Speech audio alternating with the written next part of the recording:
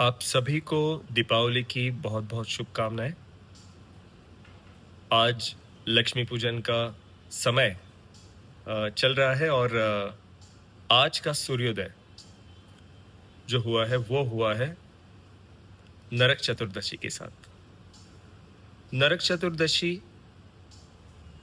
भौमासुर राक्षस के वध के प्रतीक के रूप में मनाया जाता है। मां भूदेवी और वराह अवतार से उत्पन्न ये भौमासुर बहुत ही धार्मिक, धर्मात्मा, न्यायी राजा था, लेकिन शक्ति का अहंकार इतना हो गया कि इसने अपने शक्तियों का दुरुपयोग करना शुरू कर दिया। इस शक्तियों के दुरुपयोग से इसने पृथ्वी तथा स्वर्गलोक के देवताओं को बहुत पीड़ित किया। 16 सहस्त्र राजकन्याओं को अपने कैद में रख लिया और मां अदिति के कुंडल तक छीन लिए, देवताओं के आभूषणों को छीन लिया।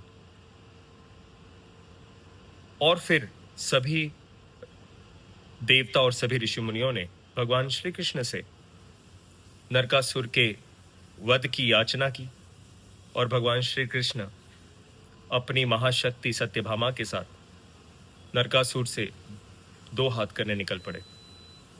लेकिन नरकासुर इतना शक्तिशाली था कि उसके एक वज्र के प्रहार से कुछ क्षण के लिए स्वयं श्री कृष्ण भी मूर्छित हो गए थे। ये देखकर महाक्रोधित सत्यभामा ने आखिरी वार इस नरकासुर पर किया और उसका अंत हो गया। ये कहानी आज मैं इसलिए बता रहा हूं क्योंकि ज्ञान के क्षेत्र में भी दो बड़े नरकासुर अस्तित्व में हैं और ये हमारे वास्तुशास्त्र के क्षेत्र में है। इनके अंत का समय आ चुका है। इन्होंने सनातन धर्मशास्त्रों की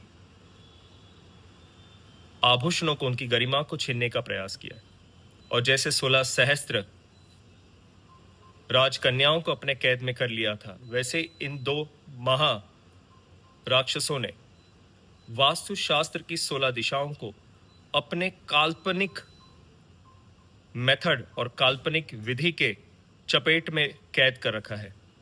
आज हमें इसे अपने बल पर, अपने ज्ञान के बल पर उन 16 दिशाओं को, वास्तुशास्त्र की गरिमा को बनाए रखने के लिए उस 16 दिशाओं को इनकी कैद से छुड़ाना है। शायद मुझ में इतनी शक्ति ना हो, लेकिन स्वयं ये वास्तुशास्त्र का ये विषय इतना गहन है, इतना सत्य रूप है, ये इतना अक्षर सत्य है कि इन नरकासुरों पर आखिरी प्रहार वास्तुशास्त्र का सत्यभामा ही करेगी।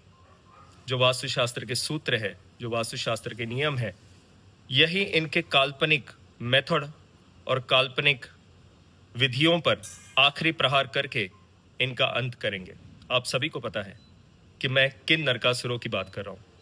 ये नरकासुर कोई और नहीं, महावास्तु आचार्य पंकित गोयल और महावास्तु संस्था है।